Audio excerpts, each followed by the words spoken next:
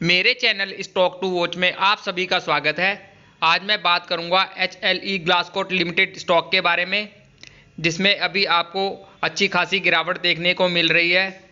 Stock अपने high से करीबन 40% डिस्काउंट पर अभी आपको मिल रहा है। तो एक बहुत ही अच्छा मौका है अभी इस कंपनी में इन्वेस्टमेंट करने का। कंपनी फंडामेंटली काफ़ी स्ट्रॉन्ग कंपनी है और कंपनी बिजनेस के लिहाज से भी बहुत ही अच्छे सेगमेंट में वर्क करती है। स्टॉक का प्राइस अभी आपको 686 रुपये पर ट्रेड होता दिख रहा है, लेकिन आने वाले समय में मुझे लगता है कि अब इस स्टॉक में आपको तेज़ी देखने को मिलेगी। यदि आप कंपनी के बिजनेस की बात करते हैं तो HLE ग्लासकोट लिमिटेड देश में विभिन्न उद्योगों के लिए ग्लास लाइंड उपकरण और फिल्टर और ड्रायर उपकरण के निर्माण और बिक्री के व्यवसाय में लगा हुआ है, और यह कंपनी विभिन्न उद्योगों के लिए फिल्ट्रेशन और सुखाने के उपकरण बनाती है।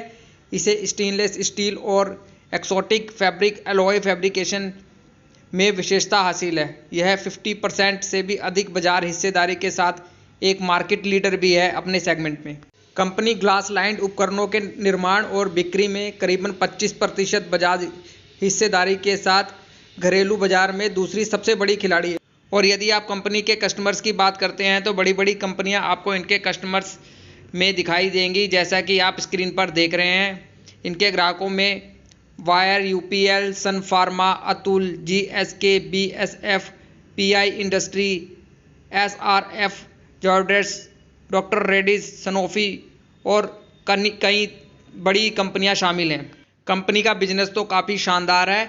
आप इनकी ऑफिशियल वेबसाइट पे जाके भी इनके बिजनेस मॉडल और इनके उत्पादों के बारे में अच्छे से जानकारी प्राप्त कर सकते हैं। आप इनकी ऑफिशियल वेबसाइट पे जाइए और इनके बिजनेस मॉडल को अच्छे से समझिए। कंपनी का बिजनेस मॉडल बहुत ही बेहतरीन है। और यदि आप कंपनी का मार्केट कैप देखते हैं तो मार्केट कैप के लिहाज से अभी यह एक काफ़ी छोटी कंपनी है। मार्केट कैप है इस कंपनी का करीबन 4703 करोड़ का, और मौजूदा कीमत है इसकी 689 रुपये। और स्टॉक भी अभी आपको 80 का दिख रहा है, और ROCE और ROE बहुत ही बेहतरीन है, और 2 रुपये की फेस वैल्यू वाला यह एक स्टॉक है। कंपनी की बैलेंस शीट भी चेक करते हैं। कंपनी का शेयर कैपिटल करीब 14 करोड़ का है, और कंपनी के अपने रिजर्व हैं करीब 285 करोड़ के, और कंपनी के ऊपर करीब 209 करोड़ का उधार भी है। और कंपनी ने एक अच्छा खासा निवेश भी कर रखा है करीबन 150 करोड़ रुपए का, और कंपनी की कुल संपत्ति है 671 करोड़ की। कंपनी के रिजर्व देखिए जो काफ़ी तेज़ी से बढ़ रहे हैं इस कंपनी के, और कंपनी की कुल संपत्ति में भी आपको लगातार बढ़त दिखाई दे रही है, जो कि एक अच्छी बात होती है किसी भी कंपनी के लिए। कंपनी की बैलेंस शीट में आपको इनका कर्ज भी दिख रहा है 209 करोड़ रुपए का, जो कि इनके रिजर्व और इनकी कुल संपत्ति के आगे कुछ भी नहीं है, और यह अपने कर्ज को कभी भी चुका सकती है। देखा जाए तो यह एक डेप्ट फ्री कंपनी है। कंपनी की बैलेंस शीट में मुझे कोई कमी नज़र नहीं आ रही। कंपनी की बैलेंस शीट एक बहुत ही मजबूत बैलेंस शीट मुझे लग रही है। कंपनी के शेयर होल्डिंग पैटर्न को भी यदि आप देखते हैं तो प्रमोटर की इस कंपनी में एक अच्छी खासी होल्डिंग है, करीबन 70% की होल्डिंग है इसमें प्रमोटर्स की, और FII की भी एक अच्छी खासी हिस्सेदारी है इस कंपनी में करीबन 4% की, और छोटी मोटी होल्डिंग इसमें DII वालों की भी है, और आम पब्लिक की होल्डिंग इसमें सिर्फ 24% की है। कंपनी का शेयर होल्डिंग पैटर्न भी बहुत ज़बरदस्त है। चलिए कंपनी की ग्रोथ भी चेक कर लेते हैं, कंपनी किस प्रकार से ग्रोथ कर रही है। कंपनी की कंपाउंडेड सेल्स ग्रोथ यदि आप देखते हैं तो आपको अच्छी खासी बढ़त दिखाई दे रही है इनकी ग्रोथ में, लेकिन इनके प्रॉफिट्स में आपको टाइम टू टाइम काफ़ी कमी देखने को मिल रही है, और इसी वजह से इस स्टॉक में आपको एक अच्छी खासी गिरावट भी देखने को मिली है।